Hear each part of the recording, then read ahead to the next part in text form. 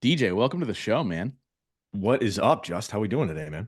Dude, I'm excited to dive into this conversation with you. Obviously, I've known you now for what, how long? 6 months? 6 months. Yeah, we're almost coming up on probably our sixth or seventh month anniversary. I probably got to send you a gift soon or something.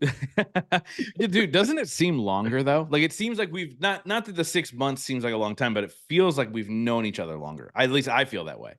I would completely agree. I think the work that we collectively do together, not only within the mastermind, but also I think just this weekend, I think we have a lot of deep conversations. And I think that allows us to know each other better, quicker. Yeah. Right. So I think we've compressed like 6 years, maybe into like 6 months. Yeah, it's crazy. I mean, and we've hung out in now Florida, we've hung out in San Mhm. Diego, and soon Yep. we'll be hanging out in Texas. So it'll be like, Mhm. within a year's span, we'll hang out in three different states. And I think that's the beauty of masterminds and community is that you can build these lasting friendships that are there to support you and lift you up and move you in the right direction. Like, what have you noticed, in your lifetime about the importance of community and connecting with individuals that have the same mindset as you? Because I know you're in a place now where you're like, and I don't know if you're willing to share it, but I'm going to share it for you. Like, you're 28 years old. Mhm. You're in a space where 28-year-olds are still partying, and you're somebody who's driven and super focused on growing your business and your mindset and doing all these things. Like, how important has it been for you to have that right community so you can be that focused person? Mhm. I think it kind of well, first off, before I get into this, I want to say thank you. Thank you so much for allowing me the opportunity to be on the show. I'm excited to kind of dive into this. But I think the what that community gives me is it gives me this reassurance that there are other people out there that are trying to do the same thing that I am actively trying to do. And whatever their thing is, it's this reinforcement that I'm not crazy and I'm not weird and I'm not like, oh, I feel alone in this thing that I'm trying to pursue and trying to create. And then to join a mastermind, right? Like the skeleton key, or to join even like a CrossFit gym or even a community, maybe like an entrepreneurship type of community where you talk about, hey, some months, I don't make a lot of money. It's like, yeah, welcome to entrepreneurship. Right? Yeah, dude, you live It's like a like king. There's moments, especially in the first couple years, there's moments where you live like a king, and then there's moments where you're like, oh yeah. God, I think I'm homeless.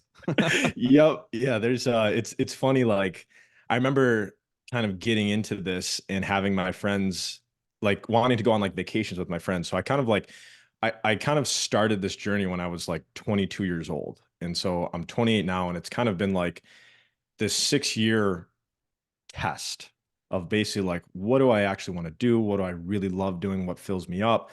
And I remember in the beginning stages of when I went from like a full-time job to like part-time, and then last year, maybe 2 years ago, fully went to like entrepreneurship and like contracted out type of services. I remember like wanting to go on like vacations with my friends, and they're like, hey, can you get off? Can you get that time off? And I'm like, hell yeah, I can. Like Yeah. I can take whatever I want off. I said that's actually it's a blessing and a curse, right? I think being an entrepreneur, right, you can wake up every day and it's like I literally don't have to do anything. Yet at the same time, I also have to do everything, Yeah. right? To start it off. And once you kind of find those systems and those processes. So and I struggled with that in the beginning. And luckily I had a coach who kind of was like, did you expect to be really good at this right off the bat? Mm. I was like, yeah. I was like, right, I can figure shit out. I was like, I'm gonna get this. And it took me like, and I'm still figuring out. Right. I'm 6 years into this journey, and I think I will always be a student of this game. And I think the community helps reinforce that student type of mindset. Yeah, I think, anybody who doesn't approach things like a student has already Mhm. failed. Mhm. Like, no, I don't care how much you've already learned. I don't care how much you already know. I don't care how much you've mastered. There's always something else, something new, something to figure out, right? Mhm.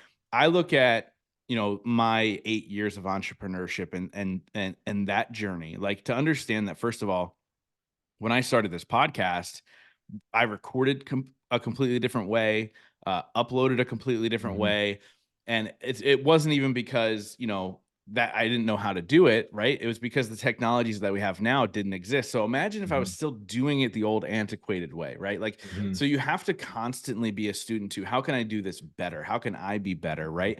And a lot of that's like a discipline. And I know one of the things you talk a lot about is discipline. I want to talk a little bit about the art of it, because I think some people go, I'm just not a disciplined person. I can't be that person. And that's you that it's something that's learned, right? So talk a little bit about your growth in the art of discipline and how you're able to help other people become more disciplined.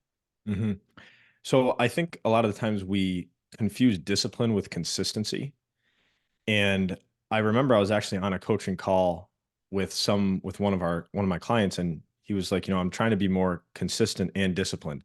And he said that, and it was like the first time in my head I was like, wait, what's the difference between those two? And I like didn't know what it was. And I think when it comes to discipline, discipline is about figuring out what to say yes to and what to say no to. And consistency is then repeating that decision over and over and over and over again. Right. So am I disciplined to going to the gym? Yes. Right. That is a yes in the yes category. Right. I want to do that. Now, am I consistent with it? Well, that depends upon how many times you have done it in a row or what is your routine. Right. Am I consistent with watching Netflix every day? Right. People can be consistent with that. People can be consistent with unhealthy habits. Right. So I think when it comes to discipline, it's a matter of what are the things that I want to say yes to that are going to fill me up, help me get to where I want to go, whatever that might look like. And what are the things that I'm going to actively say no to and put up barriers to or put up obstacles to. And I think a good way to be more consistent is to try and exhaust yourself of the possible slip up. Right. And I think you can be more consistent with that by first being disciplined with the decision to exhaust yourself of it. Like, so for example, if you're trying to, stop drinking soda or eat healthier, right? Stop buying soda, stop buying chips, right? Literally find a healthy grocery list, go to the grocery store, buy that, and just have those things in your house. So you've made the decision, right? You were disciplined enough to make that decision to just eat those types of food and then stay consistent with that routine. Right. Yeah. And there's a whole other kind of deeper practice that I like to do for consistency. But that's kind of the essence of like discipline from what I look at it. So you talked a little bit about like changing your environment, right? Like making sure the environment around you supports your goals and the things that you're going after. Like for you, like I think it's actually a cool part of your story, right? When I first connected with you, you lived in Rochester, New York, and you had an opportunity to change your environment. Talk a little bit about that, like why you decided to move down to Tampa and uproot your entire life and pursue what it is you're doing now. So I grew up in Rochester, as you noted, and I had 27 years of living in Rochester. Right. So I went to high school in Rochester. I went to college in Rochester. And then after I graduated college, I lived there. And I was like, I feel like there's another world out there that I just haven't really seen yet. And I kind of came to this point where, we've all probably heard, right, you can't be like a prophet in your own land. And I think I felt a little bit of that where I wanted to start growing this business, yet people knew me as, right, the good athlete who went to that school, right? Or they knew me as the guy who participated in that volunteer program, right? I don't think they saw me as this, or at least I perceived them not to see me as this individual who had this huge passion for mental fitness, had this huge passion for service and for leadership. And so I actually, when I had like the initial idea, I was fortunate enough to have a roommate, my roommate who actually moved down here with, Dante, who I've talked to you a little bit about. He was kind of in this part of his life where he was like, we can do this, right? And it kind of came to this point where I'm like, why not? Right? It's like, what's the worst that could happen? Like I go down there and I don't like it, and I figure out how to get back here. Right. But I think the key piece was, all right, if I change my environment, like what could happen? Right? Like what could become possible? And it was like this possibility that was just like floating in the air. And I'm like, I'm really curious what that possibility is. Right. And I think that possibility was really starting to draw me towards it. And I was kind of, I think my reticular activating system was kind of kicking in. And I was like, why can't I move from here? Right. And I started to notice like all of the reasons why I could. And then I was like, why could I move to Florida? And it, like, I just had gotten to enough evidence where I'm like, I think I can do this, right? The point in my life where I am personally and professionally, it fits. And I really wanted to see what that behavior change was when I did it. And so that's ultimately why I ended up kind of making the move. Yeah. One thing that I love about you as an entrepreneur is that you actually live fully what you teach.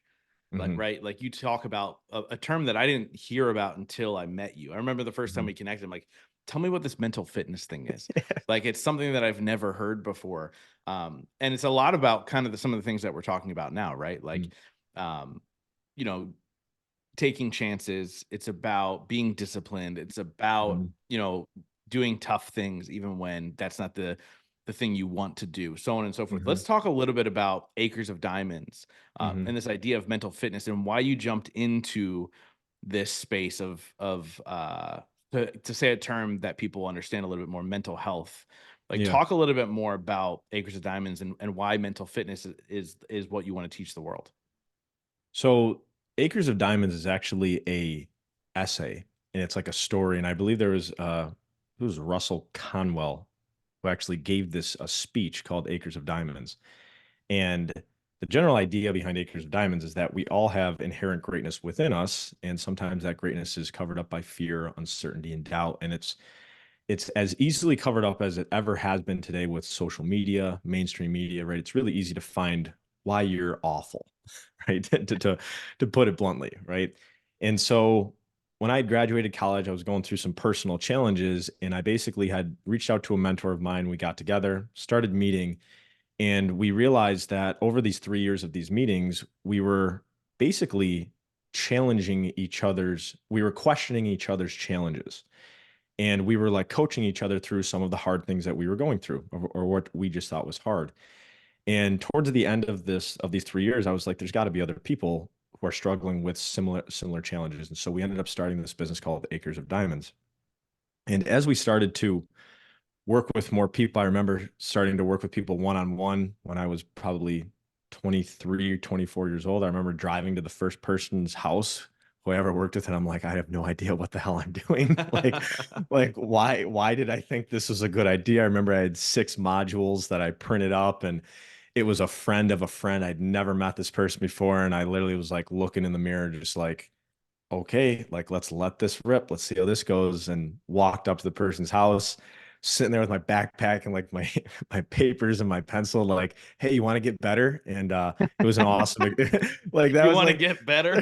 right. Like I remember initially, like once I got into like the marketing of it, and like the first website I made, they were like, well, what's your tagline, or what's this? Like, what problem are you solving? I'm like, I'm just gonna help people get better. And they're like, well, we might want to niche that down a little bit. Dial that in just a little. Yeah, dial that in. So that was kind of like the start of it. And then we kind of got into like the group coaching, and then we kind of shifted into, we actually started with high schools. And then it actually ended the in-person meetings because of COVID.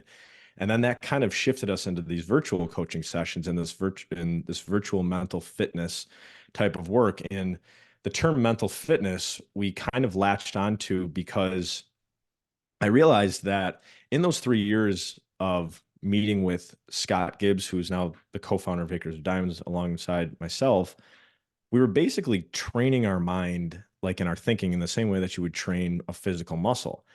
We were applying pressure to it. We were giving it energy, giving it focus, and then we'd let it rest. And then we'd come back at a couple days later and we'd do it again. And over time, we got better at handling harder things, just like you would get better at handling more physical weight in a gym. And I realized, I'm like, this is like mental fitness, right? And I'd heard of the term from this company called Positive Intelligence, who we had eventually ended up partnering with. But I was like, that's it. I'm like, that sounds so much sexier than mental health. Yeah. Like that sounds like, if I say the term mental health, right, we've been conditioned to kind of have a little bit of a tense up of it, Yeah. right?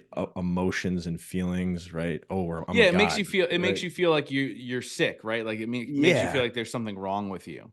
Yeah, like there's like I have a problem, Yeah. right? I'm broken. And when we started to use this angle of, hey, this is mental fitness, right? We're all broken in our own unique and individual ways, and let's train our thinking in the way that we would train a physical fitness program, right? In the way that we would carry out a program like that to train your physical muscles to handle more stress and more weight. And so that's grown into some really cool engagements and some really life-changing and fulfilling interactions that I've had with groups of people. I mean, I I've I started like running the actual group sessions when I was probably about 25. And I remember like thinking to myself, like, I'm leading these groups of like leaders, like people in their 30s, 40s, 50s, 60s. And like, this is so cool. Like, I was so honored and so grateful to have the opportunity to be let into these people's lives on a more intimate level than I had ever thought it would get to. And I saw what it was helping them with. And I saw that transformation, and the work became way more fulfilling than I think I had initially thought it might be. Right. Initially, it was kind of something that just helped me personally with my own challenges. And then it started kind of multiplying through the people we were working with. So that's kind of the whole journey of where Acres of Dime started and kind of how we kind of came to that mental fitness idea. Yeah, and I think it's genius too. And I think people listening to this, if you go, well, I go to the gym, 3, 5, 7 days a week, and I Mhm. constantly work on building muscle. Why would I not put the same work in on my brain? And so I want Mhm. to ask you, what are some of the, for lack of a better term, objections do you get from people when you approach them with this idea? And the reason I want to bring this up is because Mhm. I want to show that sometimes going inward, there's a massive fear. But then Mhm. I want to break down why it's important for us to push through that fear in order to begin this mental fitness journey. Mhm.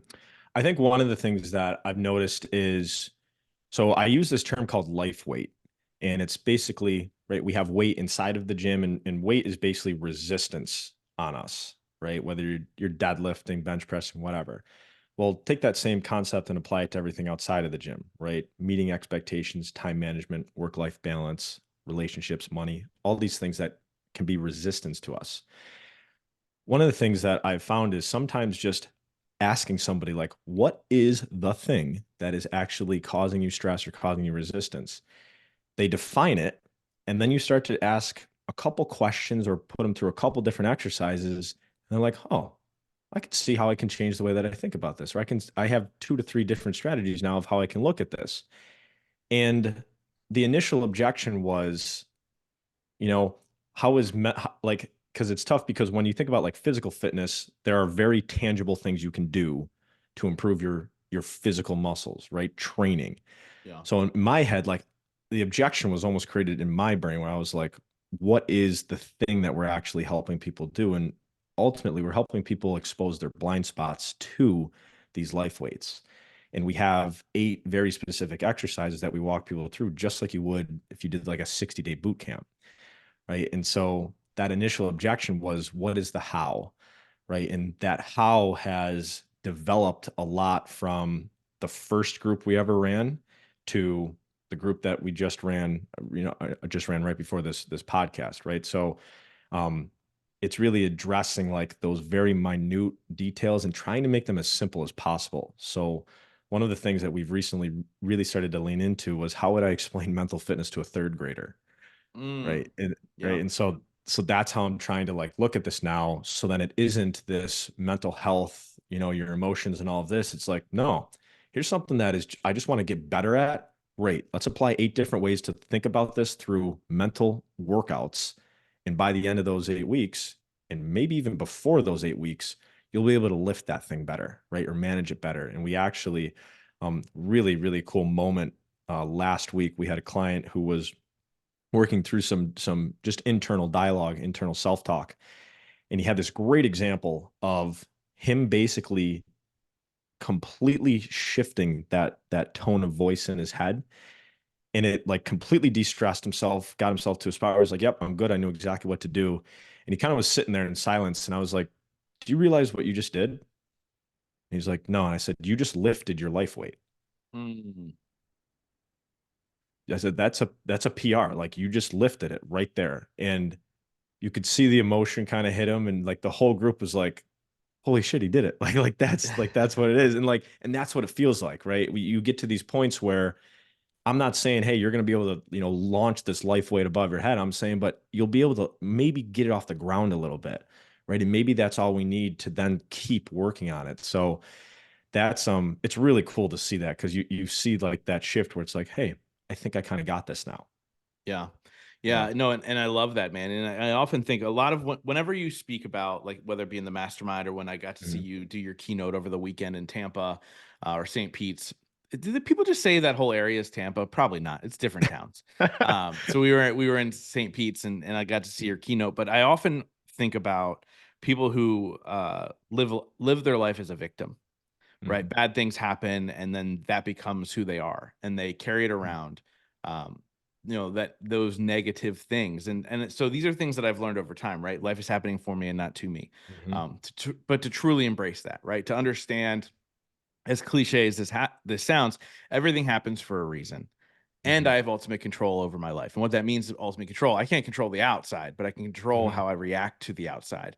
And you teach a lot of these skills that are so important, right? Like, the Mhm. worst thing in my life was when my mom passed away unexpectedly. It's the worst thing in my life. Mhm. Yeah. But I would not be able to impact the millions of people that have downloaded this show. I would not be able to speak on stages all over the world. None of that would have happened. Now, are there moments of like, okay, maybe it's a little selfish to look at it like that, but no, life has a plan, right? And so Mhm. how do we react to the things that are happening in our life in order to make sure Mhm. there's a positive on the back end? And you talked about that in your keynote. You talked about these negative things, but what's the Mhm. positive out of that? How can Mhm. somebody shift their focus from being the victim into being a victor and realizing that they Mhm. can utilize these things for good? Yeah, so that's I think that is one of the most powerful things somebody can do, because I can almost guarantee hard things are going to happen in your life. And one of the things that I always really lean on is, okay, this thing happened. Now what? Mm, Right. And that's like, when you think about fitness, fitness does not have value unless there is no action. Right. And you talk a lot about action when it comes to like limiting beliefs, right? Like there has to be something done to get through the hard thing. And a lot of the times, sometimes it's exercise, sometimes it's nutrition. I'm very big on eat, move, sleep. I think those are three things that can really help you get through hard things. Yet I think one of the things too, and I didn't really hit on, this will kind of hit a little bit on the talk that I gave this past week. Yet this is an idea that I always like to use, where it's like, what's the 10% in this that I actually could use? Right? Like, I have this challenge, and it's like, what's 10% of this challenge that I could actually just hold on to and then build a foundation off of, yeah. right? Whether it's, getting broken up with, or losing a job, or breaking your leg, whatever. It's like, what is the 10% that I can use upon this? And so, like, for example, I remember when I was in high school and I broke my hand in a basketball game my senior year. And I was bummed out, didn't get to play for like, I don't know, a month or so. And I remember thinking to myself, I'm like, how can I use this to do something else for this month or this so? And I remember working on just my legs and my abs for like 30 days straight, or however long I had it. And I remember at the end, I was like, I felt my lower body was stronger, my core was stronger, my upper body was not that great because I couldn't really hold on to a weight. Yet I thought to myself, I'm like, you have these challenges and you have these hard things. It's like, find that little seed of opportunity, that little 10%. You might not see it immediately, right? It might take you a while to get to that point, and then hold on to that thing as hard as you freaking can. Because what ends up happening is you change that, oh, I'm a victim of the 90%. You're like, nah, I'm a victor of that 10%. Right. And you end up holding on to that, and it ends up blossoming into this awesome tree, or this awesome opportunity, this gift, this behavior. And that shift, I think, can help people get through hard things better. Yeah, dude. And Mhm. I love that focus of going, look, what's the 10%? Now, Mhm. I don't want people, I think sometimes people hear others talk about these things Mhm. and they go, well, I'm not that person in the moment. I can't be like, what's the 10%? It doesn't have to be in that moment, but it Mhm. has to be at some point. I'm a big believer in sitting in your shit. I'm a big Right. believer in going, I need to feel this, because if you don't feel it, you're going to carry it, right? Like, you have to Mhm. be able to feel it. But then at some point, when you have the wherewithal, whether it's 5 hours later, an hour, a day later, 5 weeks later, you go, okay, what's the 10%? And then Mhm. that's when, like, your life is taken to the next level, right? Yeah. I always say that your rock bottom moment is the jumping off point to greatness. And I think people miss that. They think rock bottom moment's the end. Yeah. But in my opinion, and I've seen it, and actually there's a clip that I just recently saw on Instagram, and I wish I remembered exactly what he said. But Mike Tyson talked about this. He goes, there's no purpose in life without the hardships, right? Like there's no, and so when you put it into that perspective, you're like, damn, okay, well, what's this teaching me? So I love that you are helping people do this on a regular basis, man. And I love that you said, eat, move, sleep. You love to eat. Oh, I love to eat. I absolutely love to eat. By the way, It for is those not watching this on video and you don't know what DJ looks like, he's ripped. He works out constantly. He's in great shape. 8% body fat, I think. I think he said 8.5%, but I'll give him the extra half. Like nice. 8% body fat. But he eats tell him how much you eat. So right now our macro counts, we're hitting a little bit under 5,000 calories a day. We're doing about, I think it's like 550 carbs, which is the hardest actually, 550 carbs, about 170 fat and 300 protein. So I love I love tracking it. Shout out to Andy Frisella and 75 Hard. That's actually the reason that it kind of started. But I just really appreciate the food that I put into my body, and I treat it well. Like it's like a little ritual of mine. I love when guests on my show shout out former guests on the show. So, Yeah.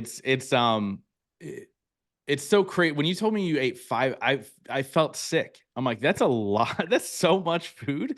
It's like just absolutely insane. But kudos to you, man, for having the discipline in order to do that in your own life. Because what that does for you is it allows you to then teach other people how to do that. And it change not eat 5,000 calories, but you teach them how to have the discipline and the consistency to build the life that you want. And so I honor you for doing that, because not everybody steps into that role, man, especially in their 20s. I wanted it in my 20s, but didn't have it until my mid 30s. And so like, it's just really, really, really great to see. But I want to ask you a question that I ask every person on this show. It's a two-part question. The first Okay. part is, what is your definition of success? The second part is, what are 3 things you do every single day to ensure that success for yourself? My definition of success is walking into the bathroom, looking into the mirror, and being really happy with what I see looking back at me. And I think that has been a journey to get to that point, and I'm still building that journey. Yet I was actually I was interviewed last week on rest and recovery, which is something that I'm working on diligently because I don't think I'm that great at it. And they asked me about like self-love, and they asked me about like self-forgiveness. And I've had people ask me like, hey, like when you do sleep in or you do eat the pizza when you didn't want to, like, what do you do? I'm like, I freaking forgive myself. I was like, and I do it quickly because then I end up getting more consistent faster, right? I can stay in a in that victim mentality for 15, 20 minutes or half an hour or a couple days, and I'm probably not going to get a lot of shit done because I'm probably going to not feel that great, and I'm probably going to be super bummed that I did that thing. I said I just forgive myself and I get back on that track. And so I think like consistency, I don't think is about perfection. It's more about outlasting, Mm. right? And so when it comes to success, when you can look in that mirror, for me personally, and I'm like, you're doing good. Like, keep moving, right? There's going to be some things that you might not be great at, and it requires more work and it requires more concentration, focus, and that's good, right? And that's okay, right? And so that's been a really important thing to me. Yeah, I love that. And the idea of forgiving yourself for your missteps, I think that's also a powerful tool. Like it's 100% a tool, because what happens is if you don't forgive yourself, you can then carry guilt. Guilt Yeah. leads to more bad decisions, which leads to more guilt and more bad decisions. And it's this terrible, terrible, spiral out of control. And so when you look at, okay, I forgive myself. Now let's pick ourselves up and dust ourselves off and move forward. I think that's such a powerful tool. And so like, it's so crazy with what you do with Acres of Diamonds. I think that it can help anybody, right? Like you said, you started with students, then you went to professionals, and now you dove into working with CrossFit gyms, which is like your ideal individual to work with. Like, what made you want to go, hey, we've been working with these CEOs, but I see this opportunity with people that are, working out in CrossFit gyms on the regular to help them with their mental toughness. What was that shift there and why? So for those 6 years from like 22 to 28, it was mainly once we had kind of gone through like one-on-ones and then to like teams and organizations, then it kind of landed with businesses who wanted to use this almost as like a employee engagement type of strategy or an employee wellness type of program. And that is still a very big part of our business. That is probably the majority of our business right now.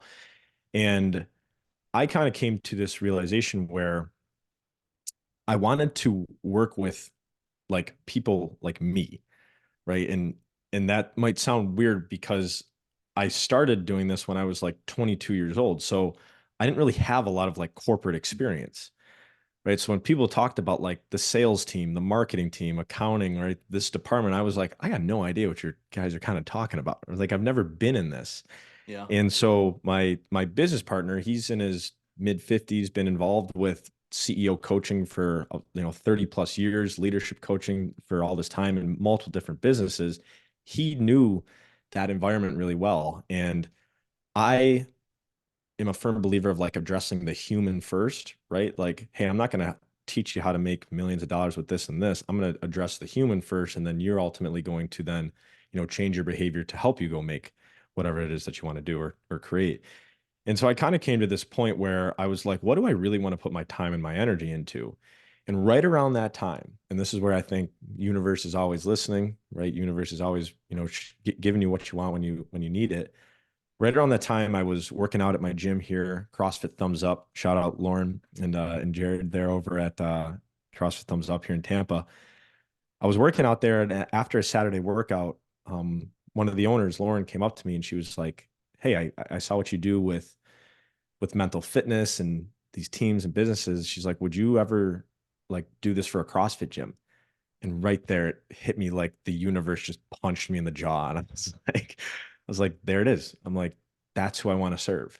I'm Mm. like, because I know, like, and I've started to interview more CrossFit athletes, and there's this really common thread amongst suffering together, right? Suffering as a community, having a workout on the whiteboard and being like, this is going to hurt, and I'm still going to do it.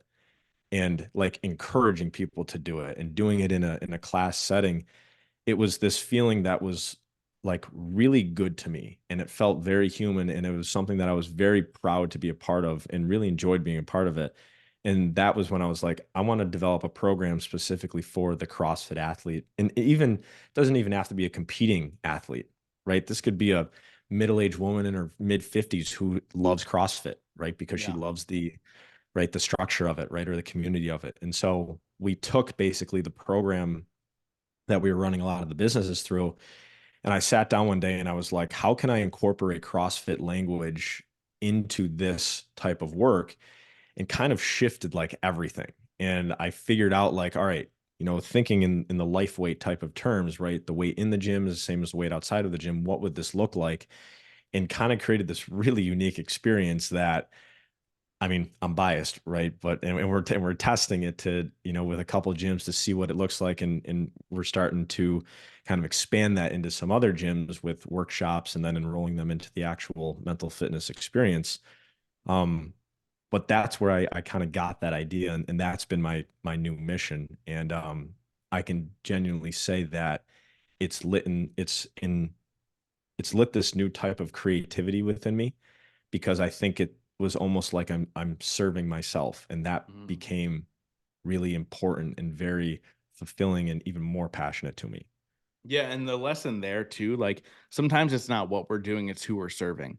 Hmm. That might be caught up. Not that you weren't enjoying the process before, Hmm. but talking about, re-falling in love with the process. Hmm. I think sometimes people get stuck in their niche when it comes to business and they're like, well, I guess this is just what I do. Like Hmm. I have the joy of saying that I have fired more clients than that have fired me. Hmm. Because I'm like, this is not serving me anymore. It's Yeah. I need to narrow in who I'm working with. I need to be more protective of my energy and my Hmm. space. And it just reignites that energy when you're able to go, yeah, you're annoying. See ya. We don't need to work with Yeah. you. Not saying that what you were doing before that was your thought process, but like Hmm. just speaking to the overall entrepreneur who may be listening to this, like that's such a big shift. Hmm. And an understanding of like, okay, well, how do I gear this into what I'm passionate about? So Hmm. absolutely love that, man. So I wrap up every single interview with the same question, but before we get there, how do people get a hold of you? How could they work with Acres of Diamonds? What's all the good stuff? So our website is youracresofdiamonds.com. So people can go there and they can kind of explore a little bit of more of what we do on the business side. I'm actually just this week finishing up the CrossFit page, so that'll give you a little bit more insight into what we're doing on that front. If people want to, they can email me, DJ at youracresofdiamonds.com, or they can also follow me on Instagram. It's just DJ Logory. I'm trying to figure out how to be better at creating content and personal branding and all of that. So I'm kind of letting that rip right now. So if you want to see some It's a wild enjoyable, ride. yeah, if you want to see some enjoyable content, when sometimes I put the meals up that I'm making. Sometimes I put workouts. Sometimes I'll put some mental fitness stuff. Sometimes I just put some thoughts in my head that I think might be valuable. You can follow me there, DJ Logory, Logory on Instagram. I love it, man. So before I get to the last question, is there anything else you want to add about what is next for DJ?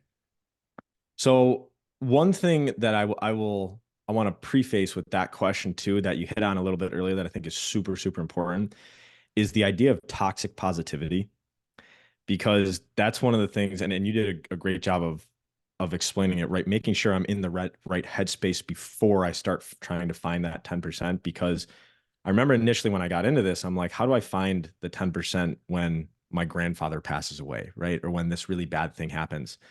And I remember like battling with myself about that idea and getting to the point where it's like, make the decision to find the 10% when you're ready to find the 10%, right?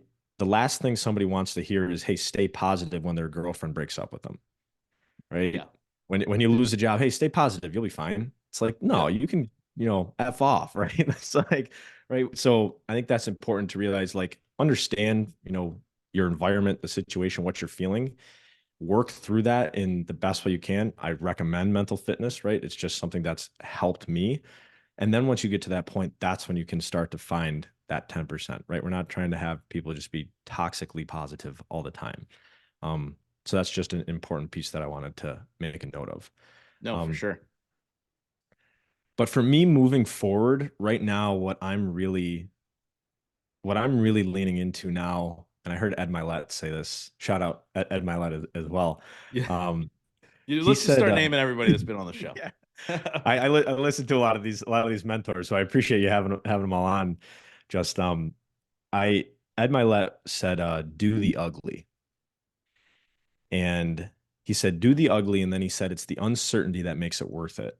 And so right now, I'm kind of in this season of my life where I'm going to start doing some ugly things, right? Whether that's right marketing, reaching out to people, cold calling, right? Emailing, right? DMing, right? Creating landing page, creating funnels. These are all things that I really haven't done a ton of, because the majority of our business in the beginning came from just word of mouth.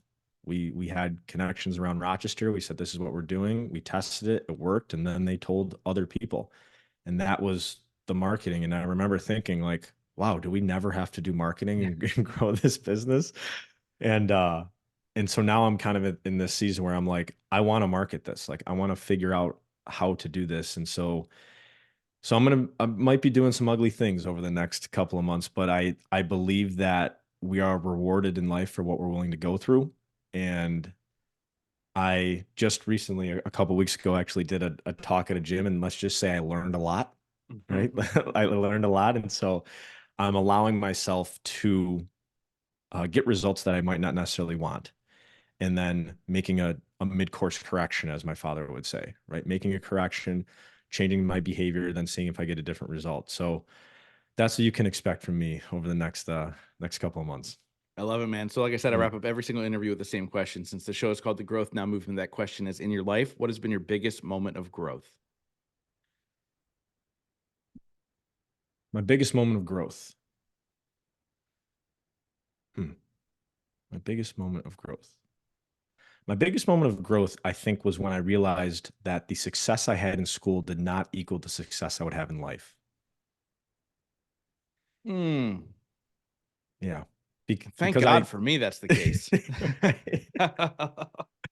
Right. Cause like, and I talked a little bit about this in the keynote this past weekend, but I mean, as young men and women, right, we're taught that like, hey, you got to get good grades, right? That is success. And I remember like some of the smartest people I know were not the good students, right? And they're brilliant and they are creative and they're problem solvers. And I just thought that that equaled the success in life. And I can genuinely say the things that I've taught myself for the last 6 years have been self-taught. It hasn't been from school. It's been from investing in myself. It's been from going to nasty mental places that I don't want to go to find more answers to then teach myself more things. Right. So I would say that's the biggest growth shift that I've had. I love it, man. DJ, thank Mhm. you so much for coming on the show and sharing your wisdom with my audience. And more importantly, you know, really leaning into your calling and your purpose. I think so many people shy away from it and they need a little bit of mental fitness in order to make sure they can lean into their purpose and live their life the way they're meant to live, man. So you're doing it. So kudos to you. Thank you so much for being a part of my journey and being my friend. Mhm. I'm excited to see where you go over the next couple of years, man. It's going to be absolutely ugly and epic, man. It's gonna be amazing. Thank you. Yes, thank you so much, Just. I appreciate the time and thank you for being allowing me to be a part of your life as well. I truly appreciate the mentorship and the friendship as well. So thank you, man.